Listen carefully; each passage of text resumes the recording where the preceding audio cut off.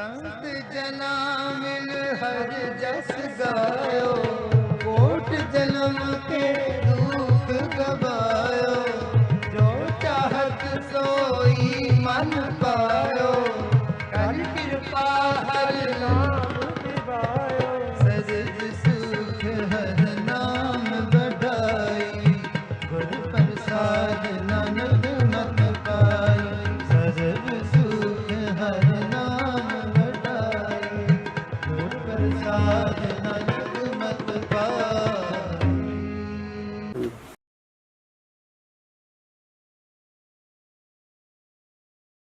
ਗੁਰਬਾਣੀ ਸੰਵਾਦ ਵਿਦ ਭਾਈ ਜਸਬੀਰ ਸਿੰਘ ਤੇ ਕੈਨੇਡੀਅਨ ਸਿੱਖ study centre ਦੇ ਸਾਰੇ ਦੇਖਣ ਵਾਲੇ ਦਰਸ਼ਕਾਂ ਨੂੰ ਡਾਕਟਰ ਜਗਜੀਤ ਸਿੰਘ ਵੱਲੋਂ ਵਾਹਿਗੁਰੂ ਜੀ ਕਾ ਖਾਲਸਾ ਵਾਹਿਗੁਰੂ ਜੀ ਕੀ ਫਤਿਹ। ਇਹ ਚੈਨਲ ਤੇ ਅਸੀਂ ਕੋਸ਼ਿਸ਼ ਕਰਦੇ ਹਾਂ ਗੁਰਬਾਣੀ ਦੇ ਵਿੱਚ ਜਿਹੜੇ ਗੁੱਝੇ ਭੇਦ ਆ ਉਹਨਾਂ ਨੂੰ ਖੋਲਣ ਦੀ। ਜਿਹੜੇ ਸਾਡੇ ਕੋਲ ਸਵਾਲ ਆਉਂਦੇ ਆ ਅਸੀਂ ਉਹਨਾਂ ਦੇ ਜਵਾਬ ਵੀ ਦੇਣ ਦੀ ਕੋਸ਼ਿਸ਼ ਕਰਦੇ ਹਾਂ। ਅਸੀਂ ਸ਼ੁਕਰਗੁਜ਼ਾਰ ਹਾਂ ਸਾਰੇ ਦਰਸ਼ਕਾਂ ਦਾ ਜਿਹੜੇ ਦੇਖਦੇ ਆ, ਲਾਈਕ ਕਰਦੇ ਆ, ਸਬਸਕ੍ਰਾਈਬ ਕਰਦੇ ਆ ਤੇ ਸ਼ੇਅਰ ਵੀ ਕਰਦੇ ਆ। ਇਹਦੇ ਵਿੱਚ ਮੇਰਾ ਸਾਥ ਦੇ ਰਹੇ ਆ ਭਾਈ ਸਾਹਿਬ ਭਾਈ ਜਸਬੀਰ ਸਿੰਘ ਜੀ। ਭਾਈ ਸਾਹਿਬ ਤੁਹਾਡਾ ਬਹੁਤ ਬਹੁਤ ਸਵਾਗਤ। ਵਾਹਿਗੁਰੂ ਜੀ ਕਾ ਖਾਲਸਾ ਵਾਹਿਗੁਰੂ ਜੀ ਕੀ ਫਤਿਹ। ਅਸੀਂ ਪਿੱਛੇ ਜੇ ਸੰਕਟ ਮੋਚਨ ਦੇ ਉੱਤੇ ਖਤਮ ਕੀਤਾ ਸਾਰੇ ਆਪਣੇ, ਤੇ ਕਾਫੀ ਲੋਕਾਂ ਨੇ ਉਹਨੂੰ ਲਾਈਕ ਕੀਤਾ, ਦੇਖਿਆ। ਅੱਜ ਅਸੀਂ ਇੱਕ ਹੋਰ ਇਸ਼ੂ ਹੈ ਜਿਹੜਾ ਕਿ ਅਸੀਂ ਗੱਲ ਕਰਨੀ ਚਾਹੁੰਦੇ ਹਾਂ, ਜਿਹੜਾ ਸਾਨੂੰ ਕੁਐਸਚਨ ਵੀ ਆਇਆ। ਉਹ ਕੁਐਸਚਨ ਸਪੈਸ਼ਲੀ ਲੈ ਕੇ ਤਾਂ ਆਇਆ ਗੁਰੂ ਤੇਗ ਬਹਾਦਰ ਜੀ ਦੇ ਸ਼ਲੋਕ ਜਿਹੜਾ ਵਾਰਾਂ ਤੋਂ ਵਧੇਕ ਹੈ, 1427 ਤੇ 27ਵਾਂ ਸ਼ਲੋਕ ਹੈ। ਮੈਂ ਕਿਹਾ ਕਿ ਜੋ ਸੁਖ ਕੋ ਚਾਹੇ ਸਦਾ ਸ਼ਰਨ ਰਾਮ ਕੀ ਲੈ, ਇਹ ਵਾਲਾ ਸ਼ਲੋਕ ਜੀ। ਇਹਦੇ ਵਿੱਚ ਉਹਨਾਂ ਦਾ ਕੁਐਸਚਨ ਇੱਥੋਂ ਉੱਠਦਾ ਕਿ ਭਾਈ ਸਾਨੂੰ ਇਹਦੇ ਤੇ ਐਕਸਪਲੇਨ ਕਰੋ ਕਿ ਇਹ ਸੁੱਖ ਦੁੱਖ ਤੇ ਸ਼ਰਨ ਆਣਾ ਜਾਂ ਕੀ ਹੈ, ਇਹ ਸਾਰੀ ਚੀਜ਼ ਨੂੰ ਡਿਟੇਲ ਵਿੱਚ ਐਕਸਪਲੇਨ ਕਰੋ। ਇਹਦੇ ਬਾਰੇ ਕੁਐਸਚਨ ਰੱਖਿਆ। ਸੋ ਇਹਨੂੰ ਜਿੱਦਾਂ ਅਸੀਂ ਗੱਲ ਕਰ ਰਹੇ ਸੀ ਕਿ ਅਸੀਂ ਕੋਸ਼ਿਸ਼ ਕਰਾਂਗੇ ਇਹ, ਕਿਉਂਕਿ ਇਹਦੇ ਵਿੱਚ ਕਾਫੀ ਪਹਿਲੂ ਛੁਪੇ ਹੋਏ ਆ ਜੀ। ਸੋ ਅੱਜ ਅਸੀਂ ਜਿਹੜਾ ਇਹਦੀ ਗੁਰਬਾਣੀ ਦੀ ਸ਼ਬਦਾਵਲੀ ਹੈ ਉਹਦੇ ਉੱਤੇ ਕੰਸਨਟਰੇਟ ਕਰਾਂਗੇ ਕਿ ਗੁਰਬਾਣੀ ਵਿੱਚ ਜਦੋਂ ਵਰਡਸ ਯੂਜ਼ ਕੀਤੇ ਜਾਂਦੇ ਉਹਦਾ ਦੇ ਮੀਨਿੰਗ ਕਿੱਦਾਂ ਸਮਝਣੇ ਆ, ਕਿੱਦਾਂ ਲੈਣੇ ਆ, ਇਹਦੇ ਬਾਰੇ ਜੀ ਤੇ ਕਰੋ ਪਹਿਲੇ ਦਾ। ਹਾਂਜੀ ਜੀ, ਜਿੱਦਾਂ ਤੁਸੀਂ ਦੱਸ ਹੀ ਦਿੱਤਾ ਸ਼ੁਰੂ ਵਿੱਚ ਕਿ ਜਿਹੜੀ ਇਹ ਪਾਵਨ ਪੰਕਤੀ ਹੀ ਨਹੀਂ ਬਲਕਿ ਗੁਰਬਾਣੀ ਦੀਆਂ ਬਹੁਤ ਸਾਰੀਆਂ ਹੋਰ ਅਜਿਹੀਆਂ ਪੰਕਤੀਆਂ, ਅਜਿਹੇ ਫਰਮਾਨ ਆ ਜਿਨ੍ਹਾਂ ਨੂੰ ਗੁਰਬਾਣੀ ਵਿੱਚ ਜਿਹੜੀ ਵਰਤੀ ਗਈ ਸ਼ਬਦਾਵਲੀ ਆ, ਟਰਮੀਨੋਲੋਜੀ ਜਿਹੜੀ, ਜੇਕਰ ਅਸੀਂ ਉਹਨੂੰ ਗੁਰਬਾਣੀ ਵਿੱਚੋਂ ਨਹੀਂ ਸਮਝਦੇ ਤਾਂ ਭੁਲੇਖਾ ਲੱਗਣ ਦੀ ਸੰਭਾਵਨਾ ਜਿਹੜੀ ਹੈ ਉਹ ਬਣੀ ਰਹਿੰਦੀ ਆ। ਬਿਲਕੁਲ ਗੁਰਬਾਣੀ ਦੇ ਬਹੁਤ ਸਾਰੇ ਸ਼ਬਦ ਆ, ਇਹੀ ਨਹੀਂ ਹੋਰ ਬਹੁਤ ਸਾਰੇ ਸ਼ਬਦ ਆ ਜਿਨ੍ਹਾਂ ਨੂੰ ਜਿਹੜੀ ਪਰਿਭਾਸ਼ਿਕ ਸ਼ਬਦਾਵਲੀ ਬਾਣੀ ਦੀ ਧਿਆਨ ਵਿੱਚ ਨਾ ਰੱਖਣ ਕਾਰਨ ਹੀ ਉਹਨਾਂ ਦਾ ਜੋ ਭਾਵ ਆ ਉਹ ਸਮਝਣ ਦੀ ਬਜਾਏ ਕੁਝ ਅਸੀਂ ਹੋਰ ਹੀ ਸਮਝੀ ਬੈਠੇ ਹਾਂ ਜਾਂ ਸਮਝਾਇਆ ਜਾ ਰਿਹਾ। ਤੋ ਇਸ ਲਈ ਇਹ ਜ਼ਰੂਰੀ ਹੈ ਪਹਿਲਾਂ ਕਿ ਅਸੀਂ ਜਿਹੜੇ ਦਰਸ਼ਕ ਆ ਅਸੀਂ ਘੱਟੋ ਘੱਟ ਉਹਨਾਂ ਤੱਕ ਗੁਰਬਾਣੀ ਨੂੰ ਸਮਝਣ ਲਈ ਜਿਹੜੇ ਪਹਿਲੂ ਧਿਆਨ ਵੀ ਰੱਖਣ ਦੀ ਲੋੜ ਆ। ਉਹਨਾਂ ਵਿੱਚੋਂ ਜਿਹੜਾ ਇੱਕ ਇਹ ਵੀ ਵਿਸ਼ੇਸ਼ ਪਹਿਲੂ ਆ ਜਿਹਦੇ ਵੱਲ ਤੁਸੀਂ ਧਿਆਨ ਦਿਵਾਇਆ ਕਿ ਗੁਰਬਾਣੀ ਦੀ ਜਿਹੜੀ ਸ਼ਬਦਾਵਲੀ ਆ ਉਹਨੂੰ ਜਿਹੜਾ ਸਮਝਿਆ ਜਾਏ, ਵਿਚਾਰਿਆ ਜਾਏ। ਜੇਕਰ ਅਸੀਂ ਸਹੀ ਅਰਥਾਂ ਵਿੱਚ ਗੁਰਬਾਣੀ ਦੀ ਜਿਹੜੀ ਅਜਿਹੀ ਪਰਿਭਾਸ਼ਿਕ ਸ਼ਬਦਾਵਲੀ ਆ ਉਹਨੂੰ ਸਮਝ ਲਵਾਂਗੇ, ਉਹਦੇ ਵੀ ਧਿਆਨ ਰਹੇ ਅਸੀਂ ਸਮਝਣਾ ਬਾਣੀ ਵਿੱਚੋਂ ਹੀ ਆ। ਅਸੀਂ ਕੋਈ ਆਪਣੇ ਵੱਲੋਂ ਨਹੀਂ ਕੋਈ ਭਾਵ ਲੈਣਾ ਜਾਂ ਸਾਨੂੰ ਕਿਸੇ ਹੋਰ ਬਾਹਰੋਂ ਕਿਸੇ ਕੋਸ਼ ਦੀ, ਡਿਕਸ਼ਨਰੀ ਦੀ, ਕਿਤਾਬ ਦੀ ਜ਼ਰੂਰਤ ਨਹੀਂ।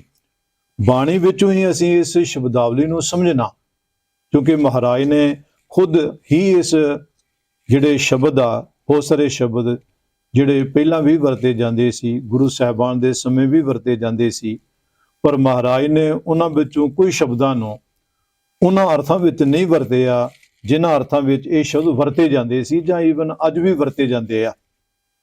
ਗੁਰੂ ਸਾਹਿਬ ਜੀ ਨੇ ਉਹਨਾਂ ਵਿੱਚ ਨਵੀਂ ਰੂਹ ਫੂਕੀ ਆ। ਤੋ ਜਿੱਥੇ ਅਸੀਂ ਪਹਿਲਾਂ ਕੁਝ ਐਪੀਸੋਡਾਂ ਵਿੱਚ ਅਸੀਂ ਗੱਲ ਕੀਤੀ ਸੀਗੀ ਕਿ ਗੁਰਬਾਣੀ ਨੂੰ ਸਮਝਣ ਲਈ ਸਮੁੱਚੀ ਜਿਹੜੀ ਬਾਣੀ ਆ ਉਹਨੂੰ ਧਿਆਨ ਵੀ ਰੱਖਣ ਦੀ ਲੋੜ ਆ। ਕਿਸੇ ਇੱਕ ਸ਼ਬਦ ਜਾਂ ਅੱਧੀ ਪੰਕਤੀ ਨੂੰ ਲੈ ਕੇ ਅਸੀਂ ਗੁਰਬਾਣੀ ਦੇ ਸੱਚ ਨੂੰ ਨਹੀਂ ਸਮਝ ਸਕਦੇ।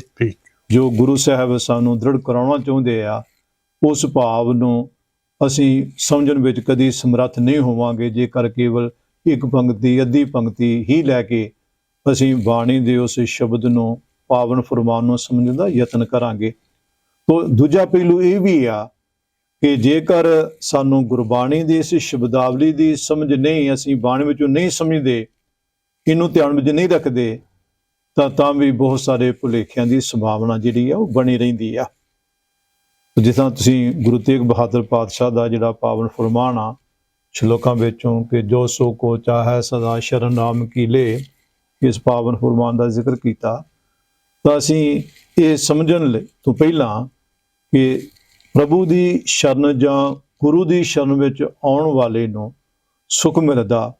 ਬਾਣੀ ਵਿੱਚ ਇਹ ਗੱਲ ਵਾਰ-ਵਾਰ ਦੁਹਰਾਈ ਗਈ ਹੈ ਕਿ ਜੇਕਰ ਤੂੰ ਸੁੱਖ ਚਾਹੁੰਦਾ ਕਿ ਮੇਰੇ ਜੀਵਨ ਵਿੱਚ ਸੁੱਖ ਹੋਣ, ਦੁੱਖ ਕਦੀ ਵੀ ਨਾ ਆਵੇ, ਦੁੱਖਾਂ ਦਾ ਸਾਹਮਣਾ ਨਾ ਕਰਨਾ ਪਵੇ, ਤਾਂ ਤੈਨੂੰ ਫਿਰ ਗੁਰੂ ਪ੍ਰਭੂ ਦੀ ਸ਼ਰਨ ਵਿੱਚ ਆਉਣਾ ਪਊ, ਤੈਨੂੰ ਨਾਮ ਦਾ ਚਿੰਤਨ ਕਰਨਾ ਪਊ। ਪਰ ਗੁਰੂ ਸਾਹਿਬ ਕਿਹੜੇ ਸੁੱਖ ਦੀ ਗੱਲ ਕਰਦੇ ਆ ਕਿ ਪ੍ਰਭੂ ਦੀ ਸ਼ਰਨ ਵਿੱਚ ਆਉਣ ਨਾਲ ਮਨੁੱਖ ਨੂੰ ਕਿਹੜਾ ਸੁੱਖ ਮਿਲਦਾ, ਕਿਹੜੇ ਦੁੱਖਾਂ ਤੋਂ ਛੁਟਕਾਰਾ ਮਿਲਦਾ। ਜੇਕਰ ਅਸੀਂ ਗੁਰਬਾਣੀ ਦੀ ਸ਼ਬਦਾਵਲੀ ਨੂੰ ਜਾਂ ਇੰਝ ਆਖਾਂ ਕਿ ਗੁਰਬਾਣੀ ਵਿੱਚ ਸੁੱਖ ਦੀ ਜਿਹੜੀ ਪਰਿਭਾਸ਼ਾ ਉਹਨੂੰ ਬਾਣੀ ਵਿੱਚੋਂ ਨਹੀਂ ਸਮਝਾਂਗੇ ਤਾਂ ਸਾਨੂੰ ਭੁਲੇਖਾ ਲੱਗ ਜੂ। ਫਿਰ ਸਾਡੇ ਮਨ ਸ਼ੰਕਾ ਵੀ ਆਊਗਾ, ਔਰ ਕਈ ਕਰਦੇ ਵੀ ਆ ਕਿ ਲਓ ਜੀ ਬਾਣੀ ਦਾ ਕਹਿੰਦੀ ਆ ਸੁੱਖ ਮਿਲੂਗਾ, ਸਾਨੂੰ ਸੁੱਖ ਤੇ ਮਿਲਿਆ ਨਹੀਂ। ਕਈ ਤਾਂ ਹੋਰ ਅੱਗੇ ਵੱਧ ਜਾਂਦੇ ਆ, ਲਓ ਜੀ ਜਿਨ੍ਹਾਂ ਦੇ ਪਾਵਨ ਫਰਮਾਨ ਆ ਉਹਨਾਂ ਦਾ ਜੀਵਨ ਤੁਸੀਂ ਖੁਦ ਦੱਸਦੇ ਹੋ ਕਿ ਉਹਨਾਂ ਨੂੰ ਬੜੇ ਕਸ਼ਟ ਆਏ, ਮੁਸੀਬਤਾਂ ਆਈਆਂ। ਗੁਰੂ ਅਰਜਨ ਸਾਹਿਬ ਮਹਾਰਾਜ, ਗੁਰੂ ਗੋਬਿੰਦ ਸਿੰਘ ਮਹਾਰਾਜ, ਬਾਕੀ ਗੁਰੂ ਸਾਹਿਬਾਨ ਦੇ ਜੀਵਨ ਵਿੱਚ ਕਿੰਨੀਆਂ ਕਠਿਨਾਈਆਂ, ਮੁਸ਼ਕਲਾਂ ਆਈਆਂ। ਤੋ ਕਿਹੜੇ ਬਾਣੀ ਕਿਹੜੇ ਸੁੱਖ ਦੀ ਗੱਲ ਕਰਦੀ ਆ? ਜੇਕਰ ਅਸੀਂ ਸੱਚਮੁੱਚ ਉੱਤਰ ਚਾਹੁੰਦੇ ਹਾਂ ਬਾਣੀ ਵਿੱਚੋਂ, ਤਾਂ ਸਾਨੂੰ ਬਾਣੀ ਵਿੱਚੋਂ ਹੀ ਇਹ ਸਮਝਣਾ ਪਊ ਕਿ ਗੁਰਬਾਣੀ ਕਿਹੜੇ ਸੁੱਖ ਦੀ ਗੱਲ ਕਰਦੀ ਆ, ਕਿਹੜਾ ਸੁੱਖ ਮਿਲਦਾ, ਕਿਹੜਾ ਦੁੱਖ ਦੂਰ ਹੁੰਦਾ। ਤੋ ਅਸੀਂ ਜਿਵੇਂ ਤੁਸੀਂ ਸ਼ੁਰੂ ਵਿੱਚ ਜ਼ਿਕਰ ਕੀਤਾ ਕਿ ਅਸੀਂ 3 ਐਪੀਸੋਡ ਜਿਹੜੇ ਆ ਇਸ ਪ੍ਰੋਗਰਾਮ ਦੇ ਕਰਾਂਗੇ। ਅੱਜ ਦੇ ਹਿੱਸੇ ਵਿੱਚ ਅਸੀਂ ਕੇਵਲ ਜਿਹੜੀ ਸ਼ਬਦਾਵਲੀ ਆ, ਪਰਿਭਾਸ਼ਕ ਸ਼ਬਦਾਵਲੀ, ਜਿਹੜੀ ਬਾਣੀ ਦੀ ਟਰਮੀਨੋਲੋਜੀ ਆ, ਅਸੀਂ ਕੇਵਲ ਉਹਦੀ ਚਰਚਾ ਕਰਾਂਗੇ ਤਾਂ ਕਿ ਅਸੀਂ ਬਾਣੀ ਦੇ ਅਜਿਹੇ ਜਿਹੜੇ ਪਾਵਨ ਫਰਮਾਨ ਆ ਉਹ ਠੀਕ ਤਰ੍ਹਾਂ ਨਾਲ ਗੁਰਬਾਣੀ ਦੇ ਪ੍ਰਸੰਗ ਵਿੱਚ ਅਸੀਂ ਉਹਨਾਂ ਨੂੰ ਸੌਖਿਆਂ ਸਰਲ ਢੰਗ ਨਾਲ ਸਮਝ ਸਕੀਏ। ਤੋ ਗੁਰਬਾਣੀ ਦੇ ਕੁਝ ਫਰਮਾਨ ਜਿਹੜੇ ਆ ਉਹ ਆਪਾਂ ਦਰਸ਼ਕਾਂ ਨਾਲ ਸਾਂਝੇ ਕਰਾਂਗੇ, ਇਹਨਾਂ ਦੇ ਧਿਆਨ ਵਿੱਚ ਲਿਆਵਾਂਗੇ ਤਾਂ ਕਿ ਇਸ ਨੂੰ ਹੋਰ ਸਰਲ ਢੰਗ ਨਾਲ ਸਮਝਿਆ ਜਾ ਸਕੇ। ਕਬੀਰ ਸਾਹਿਬ ਦਾ ਇੱਕ ਸ਼ਬਦ ਤੋਂ ਆਪਾਂ ਸ਼ੁਰੂ ਕਰਦੇ ਹਾਂ। ਕਬੀਰ ਸਾਹਿਬ ਦਾ ਇੱਕ ਪਾਵਨ ਸ਼ਬਦ ਆ ਜਿਹਦੀਆਂ ਰਹਾਉ ਦੀਆਂ ਪੰਕਤੀਆਂ ਵਿੱਚ ਕਬੀਰ ਸਾਹਿਬ ਫਰਮਾਉਂਦੇ ਆ ਕਿ ਕੂਟਨ ਕਿਸੈ ਕਹੋ ਸੰਸਾਰ, ਸਗਲ ਬੋਲਣ ਕੇ ਮਾਹੇ ਵਿਚਾਰ। ਇਹ ਸ਼ਬਦ ਦੀਆਂ ਰਹਾਉ ਦੀਆਂ ਤੁਕਾਂ।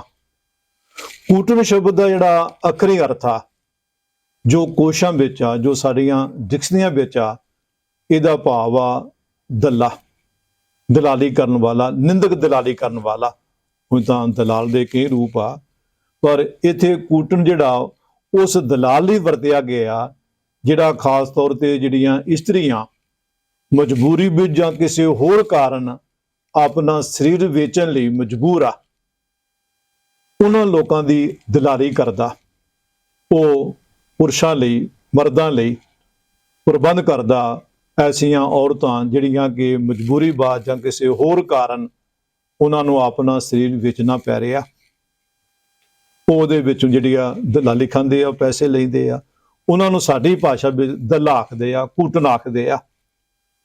ਇਸ ਸ਼ਬਦ ਵਿੱਚ ਜਿਹੜਾ ਅਸੀਂ ਇਹ ਪੱਖ ਵੇਖਾਂਗੇ ਸ਼ਬਦ ਵਿੱਚੋਂ ਕਿ ਕਬੀਰ ਸਾਹਿਬ ਜੀ ਨੂੰ ਜਿਹੜੇ ਸੱਚ ਦੇ ਰਾਹ ਤੇ ਤੁਰੇ ਹੋਏ ਆ, ਪਰ ਜਿਹੜੇ ਝੂਠ ਦੇ ਮੁਦਈ ਆ, ਜਿਨ੍ਹਾਂ ਨੂੰ ਸੱਚ ਨਹੀਂ ਪਾਉਂਦਾ, ਇਹਨਾਂ ਵਿੱਚ ਉਹ ਲੋਕ ਵੀ ਆ ਜਿਹੜੇ ਸਧਾਰਨ ਧਾਰਮਿਕ ਲੋਕ ਹੀ ਨਹੀਂ ਬਲਕਿ ਧਾਰਮਿਕ ਆਗੂ ਦੀ ਹੈਸੀਅਤ ਵਿੱਚ ਵਿਚਰਨ ਵਾਲੇ ਆ। ਉਹ ਵੀ ਕਬੀਰ ਸਾਹਿਬ ਦਾ ਸਾਥ ਦੇਣ ਦੀ ਬਜਾਏ ਕਬੀਰ ਸਾਹਿਬ ਉੱਤੇ ਤਰ੍ਹਾਂ ਤਰ੍ਹਾਂ ਦੇ ਦੋਸ਼ ਲਾ ਰਹੇ ਆ।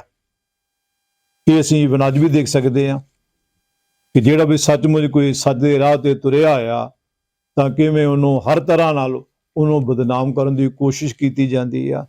ਕਈ ਤਰ੍ਹਾਂ ਦੇ ਜਿਹੜੇ ਆ ਉਹ ਵਿਸ਼ੇਸ਼ਣ ਉਹਦੇ ਨਾਲ ਲਾ ਉਹਨੂੰ ਜਿਹੜਾ ਚੜਾਇਆ ਜਾਂਦਾ, ਉਹਨੂੰ ਬਦਨਾਮ ਕੀਤਾ ਜਾਂਦਾ, ਜ਼ਲੀਲ ਕਰਨ ਦੀ ਕੋਸ਼ਿਸ਼ ਕੀਤੀ ਜਾਂਦੀ ਆ, ਆਮ ਲੋਕਾਂ ਨੂੰ ਗੁੰਮਰਾਹ ਕਰਨ ਦਾ ਜਿਹੜਾ ਉਹ ਯਤਨ ਕੀਤਾ ਜਾਂਦਾ। ਤੋ ਕਬੀਰ ਸਾਹਿਬ ਜੀ ਨੂੰ ਵੀ ਜਦੋਂ ਇੰਜ ਕੀ ਆਖਣ ਲੱਗ ਪਏ, ਇੰਜ ਕਬੀਰ ਸਾਹਿਬ ਇਸ ਨੂੰ ਬੁਰਾ ਮਨਾਉਣ ਦੀ ਬਜਾਏ ਇਹ ਪੱਖ ਵੀ ਸਾਹਮਣੇ ਆਉਂਦਾ ਕਿ ਉਹਨੂੰ ਬੜਾ ਸਕਾਰਾਤਮਕ ਰੂਪ ਵਿੱਚ ਲੈ ਰਹੇ ਆ, ਪੋਜ਼ਿਟਿਵ ਲੈ ਰਹੇ ਆ। ਉਹ ਕਹਿੰਦੇ ਦੇਖੋ ਵੀ ਲੋਕੋ ਸੰਸਾਰ ਤੋਂ ਇੱਥੇ ਭਾਵ ਆ ਉਹ ਲੋਕ ਉਹ ਪ੍ਰਾਣੀ ਕਿ ਜਿਹੜੇ ਇਹੋ ਜਿਹਾ ਸੋਚਦੇ ਆ, ਜਿਨ੍ਹਾਂ ਦੀ ਐਸੀ ਸੋਚ ਆ। ਕਬੀਰ ਸਾਹਿਬ ਵਰਗੀਆਂ ਜਿਹੜੀਆਂ ਸ਼ਖਸੀਅਤਾਂ, ਜਿਹੜੇ ਇਹਨਾਂ ਸ਼ਖਸੀਅਤਾਂ ਬਾਰੇ ਸੱਚ ਜਾਣਦਿਆਂ ਹੋਇਆਂ ਵੀ ਆਮ ਲੋਕਾਂ ਨੂੰ ਈਰਖਾ ਵਸ ਜਾਂ ਕਿਸੇ ਹੋਰ ਕਾਰਨ ਗੁੰਮਰਾਹ ਕਰਨ ਦਾ ਯਤਨ ਕਰਦਿਆਂ ਹੋਇਆਂ ਇਹੋ ਜਿਹੀ ਸ਼ਬਦਾਵਲੀ ਦੀ ਵਰਤੋਂ ਕਰ ਰਹੇ ਆ। ਉਹ ਕਹਿੰਦੇ ਵੀ ਦੇਖੋ ਤੁਸੀਂ ਕੁੱਟਣ ਕਿਹਨੂੰ ਕਹਿੰਦੇ ਹੋ, ਦੱਲਾ ਕਿਹਨੂੰ ਕਹਿੰਦੇ ਹੋ, ਕਿਉਂਕਿ ਹਰ ਸ਼ਬਦ ਜਿਹੜਾ ਉਹਦਾ ਜਿਹੜਾ ਅਰਥ ਜਿਹੜਾ ਉਹ ਜ਼ਰੂਰੀ ਨਹੀਂ ਕਿ ਜੋ ਤੁਸੀਂ ਲੈ ਰਹੇ ਹੋ, ਤੁਸੀਂ ਸਮਝਦੇ ਹੋ ਉਹੀ ਉਹਦਾ ਇੱਕ ਅਰਥ ਆ। ਇਹ ਉਹਦੇ ਲੈਣ ਦੇ ਵਿੱਚ ਡਿਪੈਂਡ ਕਰਦਾ, ਨਿਰਭਰ ਕਰਦਾ। ਇੱਕੋ ਸ਼ਬਦ ਦੇ ਜਿਹੜੇ ਉਹ ਵੱਖੋ ਵੱਖਰੇ ਅਰਥ ਹੋ ਸਕਦੇ ਆ। ਜ਼ਰੂਰੀ ਨਹੀਂ ਕਿ ਜੋ ਤੁਸੀਂ ਆਖ ਰਹੇ ਹੋ ਤਾਂ ਇਹ ਵੀ ਆ ਉਹ ਇਸ ਰੂਪ ਵਿੱਚ ਲੈ। ਤੁਸੀਂ ਤਾਂ ਕਹਿੰਦੇ ਹੋ ਕਿ ਜਿਹੜਾ ਕੂਟਨ ਆ ਉਹਦਾ ਆ ਰੂਪ ਆ, ਉਹਦੀ ਆ ਪਰਿਭਾਸ਼ਾ। ਪਰ ਦੇਖੋ ਮੇਰੇ ਅਨੁਸਾਰ ਜੋ ਮੈਨੂੰ ਗੁਰੂ ਨੇ ਮੱਤ ਦਿੱਤੀ ਆ, ਮੈਂ ਸਮਝਦਾ ਅਸਲ ਵਿੱਚ ਕੂਟਨ ਸੋਏ ਜੋ ਮਨ ਕੋ ਕੂਟੈ। ਕਿ ਅਸਲ ਵਿੱਚ ਕੂਟਨ ਉਹ ਆ ਕਿ ਜਿਹੜਾ ਆਪਣੇ ਮਨ ਨੂੰ ਕੁੱਟਦਾ। ਮਨ ਨੂੰ ਕੁੱਟਣ ਤੋਂ ਭਾਵ ਆ ਉਹ ਮਨ ਦੀ ਸਵੈ ਪੜਚੋਲ ਕਰਦਾ। ਉਹ ਦੇਖਦਾ ਕਿ ਮਨ ਵਿੱਚ ਕਿਹੋ ਜਿਹੇ ਸੰਕਲਪ ਉੱਠ ਰਹੇ ਆ, ਕਿਹੋ ਜਿਹੇ ਵਿਚਾਰ ਉੱਠ ਰਹੇ ਆ, ਮਨ ਕਿਹੜੇ ਪਾਸੇ ਦੌੜ ਰਿਹਾ, ਕਿਹੋ ਜਿਹੀਆਂ ਖੇਡਾਂ ਖੇਡ ਰਹੇ ਆ। ਤੋ ਇਹ ਦੇਖ ਕੇ ਵਿਚਾਰ ਕੇ ਕਿ ਮਨ ਵਿੱਚ ਗਲਤ ਖਿਆਲ, ਬੁਰੇ ਖਿਆਲ ਉੱਠ ਰਹੇ ਆ, ਪੈਦਾ ਹੋ ਰਹੇ ਆ, ਉਹਨਾਂ ਨੂੰ ਉਹ ਦਬਾਉਣ ਦਾ ਯਤਨ ਕਰਦਾ, ਉਹਨਾਂ ਤੋਂ ਆਪਣੇ ਆਪ ਨੂੰ ਉੱਪਰ ਉਠਾਉਂਦਾ। ਤੋ ਇਹ ਮਨ ਨੂੰ ਕੁੱਟਣ ਦਾ ਭਾਵ ਆ ਕਿ ਕੂਟਨ ਸੋਏ ਜੋ ਮਨ ਕੋ ਕੂਟੈ। ਫਿਰ ਮਨ ਕੂਟਾ ਤਾਂ ਜਮ ਤੇ ਛੂਟੈ। ਜਿਹੜਾ ਇਹੋ ਜਿਹਾ ਕੂਟਨ ਹੈਗਾ, ਜਦੋਂ ਉਹ ਆਪਣੇ ਮਨ ਨੂੰ ਵਾਰ-ਵਾਰ ਕੁੱਟਦਾ, ਵਾਰ-ਵਾਰ ਪੜਤਾਲ ਕਰਦਾ, ਸਵੈ ਪੜਚੋਲ ਕਰਦਾ, ਆਪਣੇ ਅੰਦਰ ਝਾਂਤੀ ਮਾਰਦਾ ਕਿ ਮੇਰੇ ਅੰਦਰ ਕਿਹੋ ਜਿਹੇ ਵਿਚਾਰ ਉੱਠ ਰਹੇ ਆ, ਕਿਤੇ ਮਾੜੇ ਖਿਆਲ ਤਾਂ ਨਹੀਂ ਆ ਰਹੇ। ਤੇ ਜੇਕਰ ਉੱਠਦੇ ਆ ਤਾਂ ਉਹਨਾਂ ਤੋਂ ਆਪਣੇ ਆਪ ਨੂੰ ਉੱਪਰ ਉਠਾਉਣ ਦੀ ਕੋਸ਼ਿਸ਼ ਕਰਦਾ। ਜਿਹੜੇ ਵਿਚਾਰ ਆ ਉਹ ਤਾਂ ਫਿਰ ਵੀ ਉੱਠਦੇ ਆ, ਪਰ ਮਾੜੇ ਵਿਚਾਰ ਨਹੀਂ ਉੱਠਣ ਦਿੰਦਾ। ਉਹ ਸ਼ੁਰੂ ਵਿੱਚ ਹੀ ਉਹਨਾਂ ਦੀ ਸੰਗੀ ਨੱਪ ਲੈਂਦਾ। ਸਧਾਰਨ ਸ਼ਬਦਾਂ ਵਿੱਚ ਆਖਣਾ ਹੋਵੇ ਤਾਂ ਉਹਨਾਂ ਨੂੰ ਉੱਥੇ ਹੀ ਦਬਾ ਦਿੱਤਾ। ਤੋ ਕਹਿੰਦੇ ਜਿਹੜਾ ਮਨੁੱਖ ਜਿਹੜਾ ਕੂਟਣ ਇਹੋ ਜਿਹਾ ਉਪਰਾਲਾ ਕਰਦਾ, ਉਹ ਜਮਾਂ ਤੋਂ ਛੁਟਕਾਰਾ ਪ੍ਰਾਪਤ ਕਰ ਲੈਂਦਾ। ਉਹਦੇ ਫਿਰ ਵਿਕਾਰ ਨੇੜੇ ਨਹੀਂ ਆਉਂਦੇ। ਤੋ ਇਸ ਪ੍ਰਕਰਨ ਵਿੱਚ ਭਾਵ ਆ ਕਿ ਫਿਰ ਸਹਿਜੇ ਸਹਿਜੇ ਉਹਦੇ ਅੰਦਰ ਜਿਹੜੇ ਮਾੜੇ ਵਿਚਾਰ ਆ ਉਹ ਉੱਠਦੇ ਹੀ ਨਹੀਂ, ਕਿਉਂਕਿ ਹਮੇਸ਼ਾ ਉਹ ਸਵੈ ਪੜਚੋਲ ਕਰਦਾ ਰਹਿੰਦਾ। ਇਸ ਲਈ ਇੱਕ ਸਟੇਜ ਤੇ ਆ ਕੇ ਇਹ ਜਿਹੜੇ ਵਿਚਾਰ ਆ ਇਹ ਉੱਠਣ ਨੂੰ ਬੰਦ ਹੋ ਜਾਂਦੇ ਆ। ਫਿਰ ਕੁੱਟ-ਕੁੱਟ ਮਨ ਕਸਵੱਟੀ ਲਾਵੇ। ਕਹਿੰਦੇ ਆ ਕਿ ਵਾਰ-ਵਾਰ ਜਿਹੜਾ ਉਹ ਸਟਾਪ ਨਹੀਂ ਕਰਦਾ ਕਿਤੇ, ਕਿ ਬਸ ਹੁਣ ਲੋ ਆਪਣੇ ਮਨ ਨੂੰ ਪੜਤਾਲਦਾ ਹੀ ਰਹਿੰਦਾ, ਖੋਜਦਾ ਹੀ ਰਹਿੰਦਾ, ਹਮੇਸ਼ਾ ਉਹਨੂੰ ਆਵਾਜ਼ ਕਰਦਾ ਹੀ ਰਹਿੰਦਾ। ਤਾਂ ਫਿਰ ਵਾਰ-ਵਾਰ ਮਨ ਨੂੰ ਆਪਣੀ ਕਸਵੱਟੀ ਉੱਤੇ ਵੀ ਲਾਉਂਦਾ, ਸੱਚ ਦੀ ਕਸਵੱਟੀ ਤੇ ਉਹਨੂੰ ਵਾਰ-ਵਾਰ ਪਰਖਦਾ, ਜਾਂਚਦਾ, ਨਿਰੀਖਣ ਕਰਦਾ। ਸੋ ਕੂਟਨ ਮੁਕਤ ਬਹੁ ਭਾਵੈ। ਜਿਹੜਾ ਇਹੋ ਜਿਹਾ ਕੂਟਨ ਆ ਉਹ ਮੁਕਤੀ ਪਾ ਲੈਂਦਾ, ਵਿਕਾਰਾਂ ਤੋਂ ਉਹਨੂੰ ਛੁਟਕਾਰਾ ਮਿਲ ਜਾਂਦਾ। ਤਾਂ ਜ਼ਰੂਰੀ ਨਹੀਂ ਕਿ ਜੋ ਤੁਹਾਡੇ ਸ਼ਬਦਾਂ 'ਚ ਕੂਟਨ ਆ ਅਸੀਂ ਉਹਨੂੰ ਕੂਟਨ ਨਹੀਂ ਸਮਝਦੇ। ਮੈਂ ਵੀ ਕੂਟਨ ਹੈਗਾ, ਪਰ ਮੈਂ ਇਹੋ ਜਿਹਾ ਕੂਟਨ ਨਹੀਂ ਜੋ ਤੁਸੀਂ ਸਮਝਦੇ ਹੋ। ਮੈਂ ਉਹ ਜਿਹਾ ਕੂਟਨ ਹੈਗਾ ਕਿ ਜਿਹੜਾ ਆਪਣੇ ਮਨ ਨੂੰ ਕੁੱਟਦਾ ਰਹਿੰਦਾ। ਤੁਸੀਂ ਠੀਕ ਆਖਦੇ ਜੇ, ਪਰ ਫਰਕ ਇਹ ਆ ਕਿ ਤੁਸੀਂ ਕੂਟਨ ਕੁਝ ਹੋਰ ਸਮਝੀ ਬੈਠੇ ਜੇ। ਪਰ ਮੇਰੇ ਅਨੁਸਾਰ ਜੋ ਮੈਨੂੰ ਮਾਲਕ ਨੇ ਮਦਦ ਦਿੱਤੀ ਆ ਕਿ ਕੂਟਨ ਅਸਲ ਵਿੱਚ ਆ ਵਿਅਕਤੀ ਆ। ਹੋਰ ਫਿਰ ਅੱਗੇ ਹੋਰ ਕਹਿੰਦੇ ਆ ਜਿਹੜਾ ਸ਼ਬਦ ਦਾ ਦੂਜਾ ਪਦਾ ਕਿ ਨਾਚਨ ਸੋਏ ਜੋ ਮਨ ਸਿਓ ਨਾਚੈ, ਝੂਠ ਨਾ ਪਤੀਐ ਪਰਚੈ ਸਾਚੈ। ਨਾਚਨ ਨਚਾਰ, ਕਿ ਤੁਸੀਂ ਨਚਾਰ ਜਿਹਨੂੰ ਸਮਝਦੇ ਜੇ ਉਹ ਤੁਹਾਡੀ ਪਰਿਭਾਸ਼ਾ ਤੁਸੀਂ ਸਮਝਦੇ ਜੇ। ਪਰ ਜਿਹੜਾ ਮੈਂ ਨਚਾਰ ਹੈਗਾ, ਜੋ ਮੈਨੂੰ ਮੱਤ ਦਿੱਤੀ ਆ ਮਾਲਕ ਨੇ, ਇਸ ਮੱਤ ਅਨੁਸਾਰ ਅਸਲ ਵਿੱਚ ਉਹ ਅਸਲ ਵਿੱਚ ਨਚਾਰ ਆ ਜੋ ਸਰੀਰ ਨਾਲ ਨਹੀਂ ਬਲਕਿ ਮਨ ਨਾਲ ਨੱਚਦਾ। ਮਨ ਨਾਲ ਨੱਚਣ ਤੋਂ ਭਾਵ ਜਿਹੜਾ ਕਿ ਮਨ ਦੀ ਹਮੇਸ਼ਾ ਪੜਤਾਲ ਕਰਦਾ ਰਹਿੰਦਾ, ਮਨ ਨੂੰ ਚੰਗੇ ਪਾਸੇ ਲਾਉਂਦਾ। ਇਹਨੂੰ ਹੋਰ ਅੱਗੇ ਅਗਲੀ ਪੰਕਤੀ ਸਪਸ਼ਟ ਕੀਤਾ ਹੋਇਆ ਕਿ ਝੂਠ ਨਾ ਪਤੀ ਹੈ, ਪਰਚਾ ਸੱਚ ਹੈ। ਉਹ ਝੂਠ ਵਿੱਚ ਨਹੀਂ ਪਤੀਜਦਾ, ਇਤਬਾਰ ਨਹੀਂ ਕਰਦਾ, ਬਲਕਿ ਸੱਚ ਦਾ ਮੁਦਈ ਬਣ ਉਹ ਸੱਚ ਦੀਆਂ ਕਦਰੋ ਕੀਮਤਾਂ ਨੂੰ ਹੀ ਅਪਣਾਉਂਦਾ। ਉਹਨਾਂ ਉਤੇ ਹੀ ਉਸ ਦਾ ਦ੍ਰਿੜ ਵਿਸ਼ਵਾਸ ਪ੍ਰਤੀਤੀ ਬਣੀ ਰਹਿੰਦੀ ਆ। ਤੋ ਝੂਠ ਵਿੱਚ ਨਾ ਪਤੀਜਣਾ, ਸੱਚ ਵਿੱਚ ਪਤੀਜਣਾ, ਇਹ ਮਨ ਨਾਲ ਨੱਚਣਾ। ਕਹਿੰਦੇ ਅਸੀਂ ਜਿਹੜਾ ਨਚਾਰ ਅਸਲ ਵਿੱਚ ਅਸੀਂ ਇਹਨੂੰ ਨਚਾਰ ਕਹਿੰਦੇ ਆ। ਔਰ ਮੈਂ ਨਿਰਸੰਦੇਹ ਇਹੋ ਜਿਹਾ ਨਚਾਰ ਹਾਂ ਜੋ ਮਨ ਨਾਲ, ਸਰੀਰ ਨਾਲ ਨਹੀਂ, ਮੈਂ ਆਪਣੇ ਮਨ ਨਾਲ ਨੱਚਦਾ। ਔਰ ਫਿਰ ਕਹਿੰਦੇ ਇਸ ਮਨ ਆਗੇ ਪੂਰਾ ਤਾਲ, ਇਸ ਨਾਚਨ ਕੇ ਮਨ ਰਖਵਾਲ। ਇਹੋ ਜਿਹੜਾ ਨਚਾਰ ਆ ਉਹ ਆਪਣੇ ਮਨ ਨੂੰ ਆਤਮਿਕ ਉਮਾਹ ਵਿੱਚ ਲਿਆਉਣ ਦਾ ਯਤਨ ਕਰਦਾ ਰਹਿੰਦਾ। ਔਰ ਇਹੋ ਜਿਹੜਾ ਨਚਾਰ ਆ ਉਹਦਾ ਰਖਵਾਲਾ ਮਾਲਕ ਆਪ ਬਣਦਾ। ਉਸ ਦੇ ਮਨ ਦੀ ਰਾਖੀ ਮਾਲਕ ਆਪ ਕਰਦਾ। ਮਾਲਕ ਆਪ ਜੀ ਹੁਣ ਬੈਠਾ, ਆਪ ਵਸਿਆ ਹੋਇਆ, ਰੱਬ ਨਾਲ, ਰੱਬੀ ਗੁਣਾਂ ਨਾਲ ਜੁੜਿਆ ਹੋਇਆ। ਇਸ ਕਰਕੇ ਉਸ ਦਾ ਵਿਕਾਰਾਂ ਵੱਲ ਤੁਰਨਾ, ਵਿਤਰਨ ਦਾ ਹੁਣ ਕੋਈ ਸੰਭਾਵਨਾ ਰਹੀ ਹੀ ਨਹੀਂ। ਫਿਰ ਹੋਰ ਕਹਿੰਦੇ ਆ ਬਾਜ਼ਾਰੀ ਸੋ ਜੋ ਬਾਜ਼ਾਰੈ ਸੋਧੈ, ਪੰਜ ਪਲੀਤਾ ਕੋ ਪਰਬੋਧੈ। ਕਿ ਤੁਸੀਂ ਬਾਜ਼ਾਰੀ, ਕੋਈ ਟੀਕਾਕਾਰਾਂ ਨੇ ਇਹਦੇ ਵੱਖੋ ਵੱਖਰੇ ਜਿਹੜੇ ਅਰਥ ਕਰਦੇ ਹੋਇਆ, ਕਈਆਂ ਨੇ ਜਿਹਦਾ ਉਹ ਦਰੋਗਾ ਲਿਖਿਆ ਹੋਇਆ, ਈਵਨ ਭਾਈ ਕਾਹਨ ਸਿੰਘ ਨਾਭਾ ਨੇ ਵੀ ਇਹਦਾ ਦਰੋਗਾ ਅਰਥ ਕੀਤਾ ਹੋਇਆ। ਪਰ ਜੋ ਸ਼ਬਦ ਦਾ ਵਿਸ਼ਾ ਚੱਲ ਰਿਹਾ ਇਹਦੇ ਦਰੋਗਾ ਜਿਹੜਾ ਉਹ ਵਧੇਰੇ ਢੁਕਮਾ ਨਹੀਂ, ਕਿਉਂਕਿ ਸਾਰੇ ਜਿਹੜੇ ਸ਼ਬਦ ਆ ਨਕਾਰਾਤਮਕ ਵਰਤੇ ਹੋਏ ਆ। ਇਸ ਲਈ ਸਾਹਿਬ ਸਿੰਘ ਜੀ ਅਤੇ ਦੂਜੇ ਕੋਈ ਟੀਕਾਕਾਰਾਂ ਨੇ ਅਰਥ ਜਿਹੜੇ ਮਸਕਰਾ ਕੀਤੇ ਆ ਉਹ ਵਧੇਰੇ ਢੁਕਮੇ ਆ। ਕਿ ਤੁਸੀਂ ਮਸਕਰਾ ਕਹਿੰਦੇ ਹੋ, ਜੋ ਤੁਸੀਂ ਸਮਝਦੇ ਜੇ ਉਹ ਤੁਹਾਡੀ ਪਰਿਭਾਸ਼ਾ, ਤੁਹਾਡੀ ਸੋਚ ਆ, ਤੁਹਾਡਾ ਅਰਥ ਆ। ਪਰ ਅਸੀਂ ਸਮਝਦੇ ਹਾਂ ਕਿ ਅਸਲ ਵਿੱਚ ਉਹ ਬਾਜ਼ਾਰੀ ਹੈਗਾ, ਉਹ ਮਸਕਰਾ ਜਿਹੜਾ ਆਪਣੇ ਸਰੀਰ ਰੂਪੀ ਬਾਜ਼ਾਰ ਨੂੰ ਪੜਤਾਲਦਾ, ਜਿਹੜਾ ਅੰਦਰ ਆਪਣੇ ਅੰਦਰ ਨਿਗਾਹ ਮਾਰਦਾ, ਆਪਣੇ ਆਪ ਦੀ ਪੜਤਾਲ ਕਰਦਾ।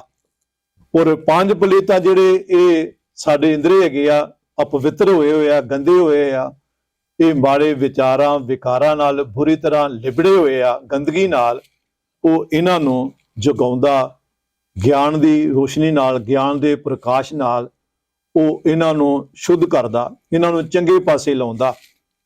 ਤੋ ਪੰਜ ਪਲੀਤਾ ਕੋ ਪਰਬੋਧੈ, ਇਹਨਾਂ ਨੂੰ ਜਗਾਉਂਦਾ, ਭਾਵ ਇਹਨਾਂ ਦੀ ਜਿਹੜੀ ਅਪਵਿੱਤਰਤਾ ਉਹਨਾਂ ਨੂੰ ਦੂਰ ਕਰਨ ਦਾ ਸੋਮਾ ਲੱਭ ਕੇ ਇਹਨਾਂ ਨੂੰ ਜਿਨ੍ਹਾਂ ਲਈ, ਜਿਸ ਲਈ ਮਾਲਕ ਨੇ ਬਖਸ਼ਿਸ਼ ਕੀਤੇ ਆ, ਇਹਨਾਂ ਦੀ ਉਹ ਇਸ ਵਿਧੀ, ਇਸ ਪਾਸਦੇਸ਼ਾ ਵੱਲ ਕਦੋਂ ਪੁੱਟ ਕੇ ਯੋਗ ਵਰਤੋਂ ਕਰਦਾ।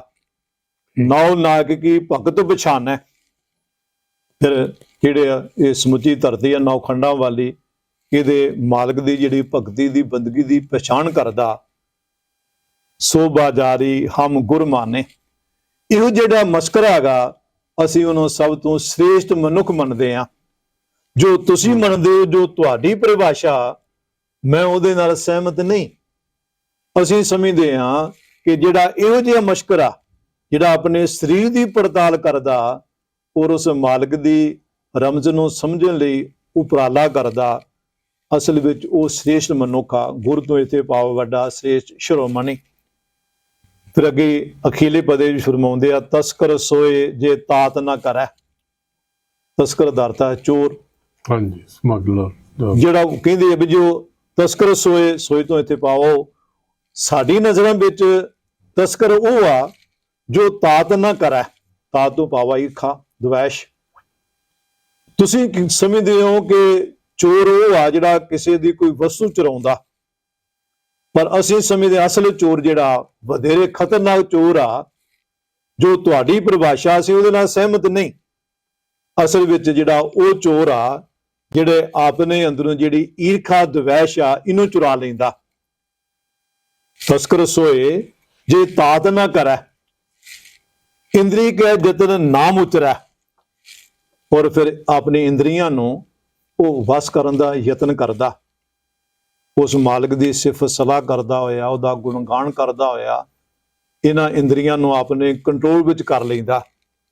ਫਿਰ ਕਹਿੰਦੇ ਆ ਕਿ ਇਹ ਕਰਕੇ ਉਸ ਪ੍ਰਭੂ ਨੂੰ ਧਿਆਉਂਦਾ, ਰੱਬੀ ਗੁਣਾਂ ਨੂੰ ਸਲਾਹੁੰਦਾ, ਉਹਨਾਂ ਗੁਣਾਂ ਨੂੰ ਅਪਣਾਉਂਦਾ, ਔਰ ਉਹਨਾਂ ਦੀ ਬਦੌਲਤ ਹੀ ਉਹ ਆਪਣੇ ਇਹਨਾਂ ਇੰਦਰੀਆਂ ਨੂੰ ਕਾਬੂ ਕਰਨ ਵਿੱਚ ਸਫਲ ਹੁੰਦਾ।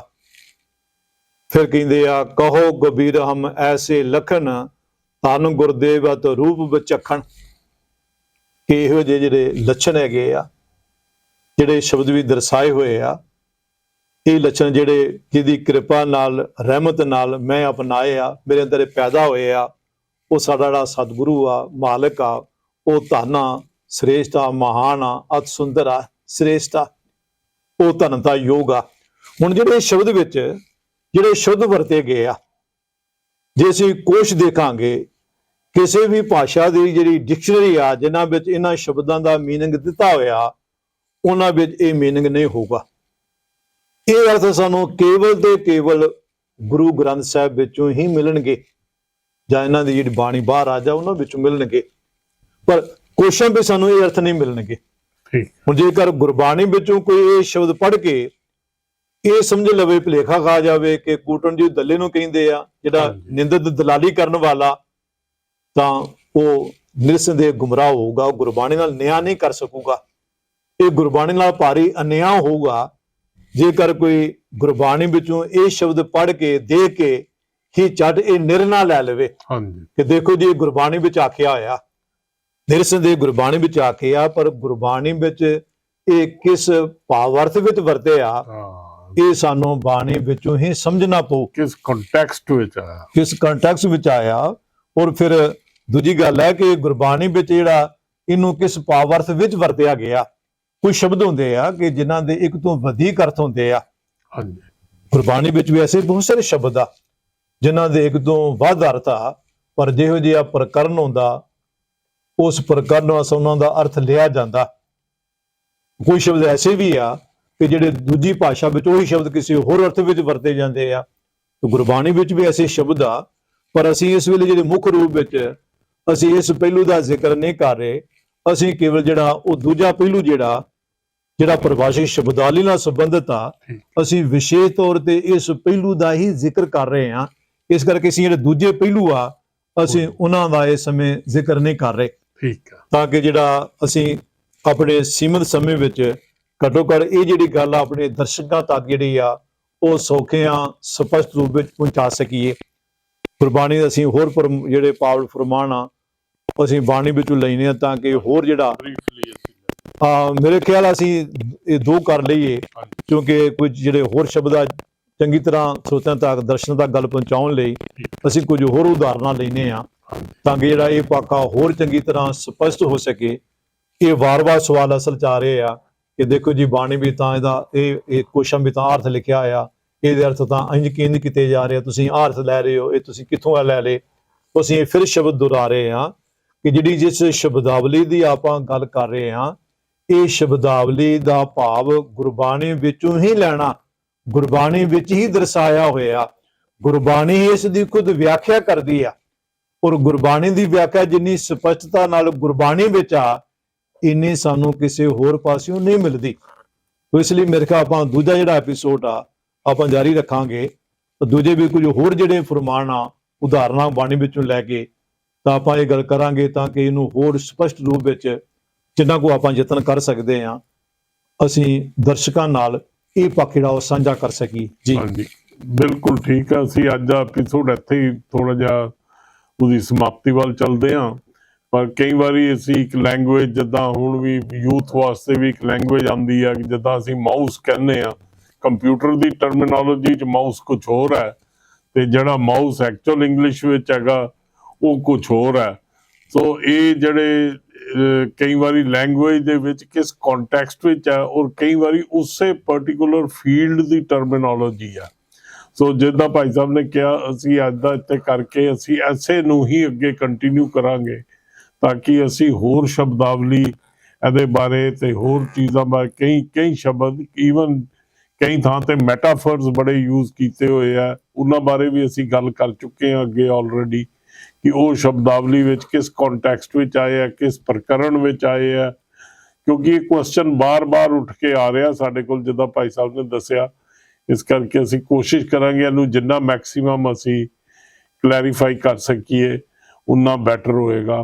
ਸੋ ਭਾਈ ਸਾਹਿਬ ਤੁਹਾਡਾ ਬਹੁਤ-ਬਹੁਤ ਥੈਂਕਸ, ਤੁਹਾਡਾ ਬਹੁਤ ਧੰਨਵਾਦ। ਸਾਰੇ ਸਰੋਤਿਆਂ ਨੂੰ, ਦੇਖਣ ਵਾਲਿਆਂ ਨੂੰ ਫਿਰ ਤੋਂ ਬੇਨਤੀ ਹੈ, ਇਹਨੂੰ ਅੱਗੇ ਫਾਰਵਰਡ ਕਰਿਆ ਕਰੋ, ਸਬਸਕ੍ਰਾਈਬ ਕਰਿਆ ਕਰੋ ਤੇ ਲਾਈਕ ਐਂਡ ਸ਼ੇਅਰ ਕਰਿਆ ਕਰੋ। ਭਾਈ ਸਾਹਿਬ ਤੇ ਸਾਰਿਆਂ ਨੂੰ ਵਾਹਿਗੁਰੂ ਜੀ ਕਾ ਖਾਲਸਾ, ਵਾਹਿਗੁਰੂ ਜੀ ਕੀ ਫਤਿਹ।